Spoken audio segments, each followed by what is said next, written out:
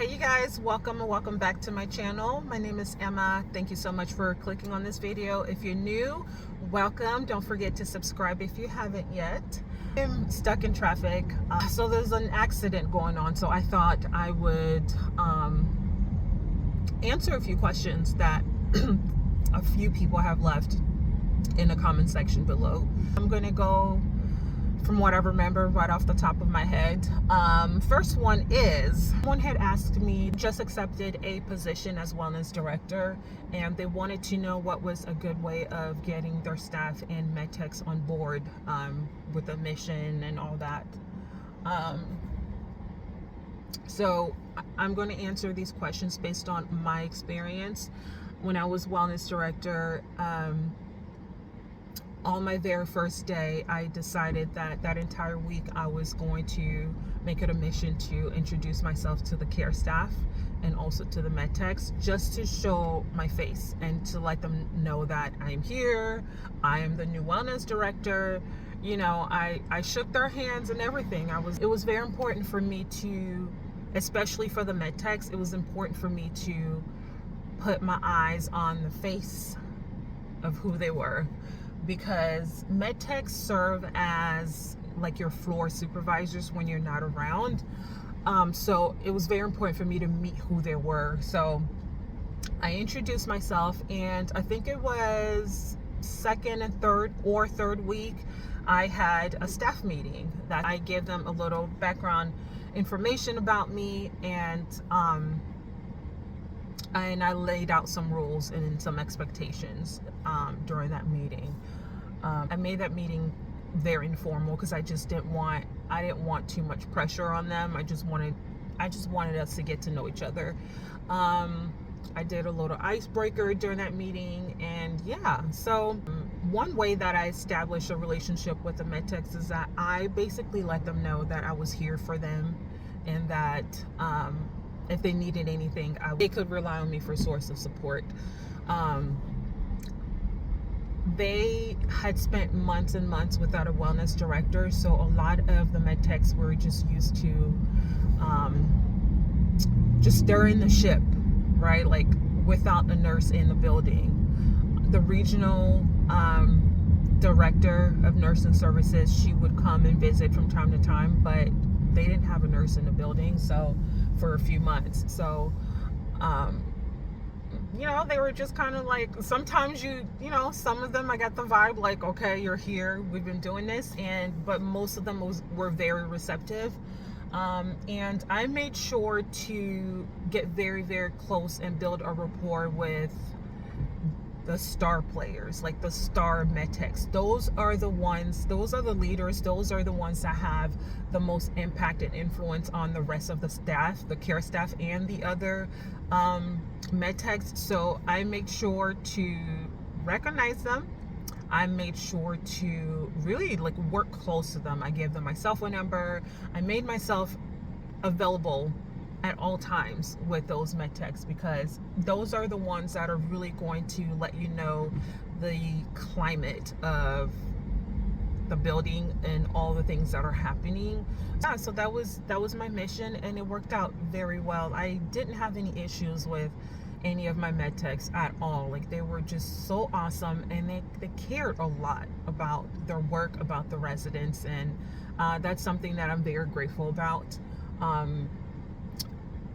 One thing, the med techs that I had an issue with were agency med techs. Not all of them, but some I really didn't care much for. You know, you could tell they were just there for the money, and that was one of the things that I struggled a lot with during my employment there. It was just like the mere fact that I had no control over who was walking into the building to pick up a shift and to work the cart, especially on weekends. You know, when I'm in the building, it's a different story, but overnight and during the weekends, it was a little stressful for me because I wasn't physically there. I think someone also asked about rude staff, just like disrespectful staff. I think she said she was new to the facility, and the care staff were being rude to her and just kind of, you know, trying to mark their territory basically. And I told her straight up I didn't have to deal with that, but I told her that you got to write people up. You know, follow the policy. According to policy, you have a few verbals, and after the verbal, if things are still continuing to happen, then, you know, you write them up and you escalate things, you know, if needed be. So didn't really have to do that with the med techs, but some of the care staff I did. And it's okay to do that, because sometimes that is how you set boundaries and you set expectations for the care staff, you know, so they know that you don't tolerate certain behaviors and certain things happening. So I think it's a good thing to just kind of put your foot down. I don't believe in, you know, being that BITCH nurse. I don't believe in that. I had a very like easygoing relationships with the staff in the facility that I worked at. I didn't really feel the need to be that mean nurse, because maybe it's because I had, for the most part, very easygoing people working there. So in terms of discipline and just setting boundaries, I think that's very important. I also think that you know, very early on, like I said in my answering the previous question, very early on, I think it's okay to have that initial meeting to just set boundaries and expectations so that they know what to expect from you. Because some of them may be set in their ways. Some of them are having a hard time with their transition of having a new wellness director in their facility, and so they kind of get territorial or weary about new people coming in, because maybe they're wondering if you're here to stay. You know, you really just, you don't know until you find out. You sit down and have a talk with them and see what's going on, because the problem could be that it's not you. It could just be that they feel intimidated by your presence in the building, and it's showing up as attitude, or them, you know, seemingly being rude to you. But I never took things personally. It's just people come with their own issues to work, unfortunately. So I never took their behavior or, you know, their attitudes personally. Another thing, it wasn't a question, it was a request. This person is also new to being a wellness director, and they're essentially also have a young one at home, and they're wondering if I could make a video about that work-life balance. So I'm just going to be completely honest and straightforward up front. I don't think that there's such thing as work-life balance, especially when you are in a role as a wellness director. But what I can say is that it's very important to set boundaries. You know, if you are someone who prefers to go to work and just leave work at work, at the end of the day, being a wellness director is not necessarily going to grant you that. That's only because part of your job, part of your responsibilities is actually to be on call and be available at any given time. So that also means that on weekends, if you are contacted because something happened, you technically are supposed to make yourself available for that. So, you know, there's pros and cons to that. I can make a separate video about that. But back to boundaries, you know, you can, you know, tell your staff to only and absolutely contact you when it is an emergency, and not necessarily just contact you for any little thing. Also setting boundaries, like, you know, if you, at the end of the day, when you get home, you know, just give yourself an hour or two to just focus on family and your household, and, you know, text whoever is on the floor, whoever your floor supervisor is, the med tech or whoever, and ask them, hey, how's it going? You know, do you need anything right now?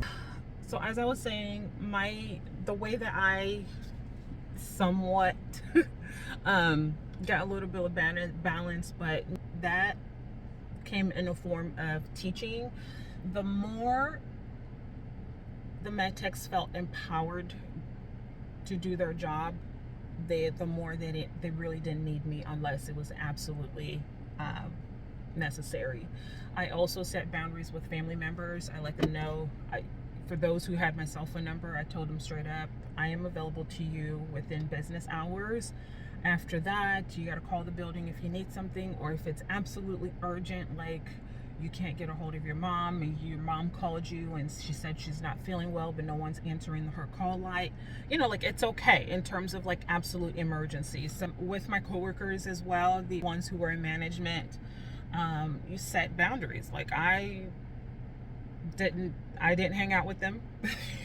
I during lunchtime, I barely took lunch, but whenever they would go out on lunch, they would expect all of management to be there as well, sitting around with them. But I'm the type of person who likes to take a break from people during lunch if I do take a lunch break. So I had to let them know that I'm not one to sit with people during lunch. Like, my lunchtime, if I do take one, is to just like be in solitude and not want to interact with anybody, because it's called a break for a reason. So the majority of the questions were just surrounding staff, how to deal with staff and all that. So I hope that answered your question. And yeah, you guys, if you have any more questions or video requests, please feel free to leave them in the comments section below. All right, you guys, I will see you guys in my next video. Bye.